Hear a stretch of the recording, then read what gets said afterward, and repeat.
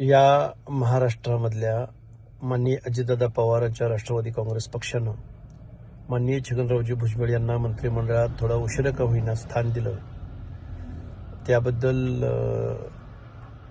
त्यांचं स्वागत करतो. आणि ओबीसींच्या दृष्टिकोनातून छगनरावजी भुजबळ यांचा मंत्रिमंडळात समावेश आवश्यक होता, पण ओबीसीचं आरक्षण आणि आरक्षणामधली घुसखोरी हे खरं तर ओबीसी नेते यांच्या समोरचे येऊ घातलेल्या पंचायत राज निवडणुकीच्या दृष्टिकोनातून एक आव्हानाचे प्रश्न आहेत. माननीय छगनरावजी भुजबळ यांच्या मंत्रिमंडळातल्या समावेशानं निश्चित या लढाईला बळ भेटणार आहे.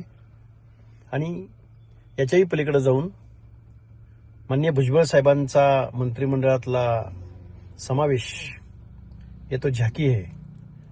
पुढे जाऊन जयंत पाटील, रोहित पवार, सुप्रिया सुळे केंद्रामध्ये यांचा मंत्रिमंडळातला समावेश येऊ घातलेल्या काही दिवसामध्ये महाराष्ट्राला पाहायला भेटेल. या सर्वांना सदिच्छा आहेत, पण आमच्या ओबीसीच्या प्रश्नावर जर तुम्ही भूमिका घेणार नसाल तर मात्र गाठ ओबीसी चळवळीशी आहे. एबीपी माझा, उघडा डोळे बघा नीट.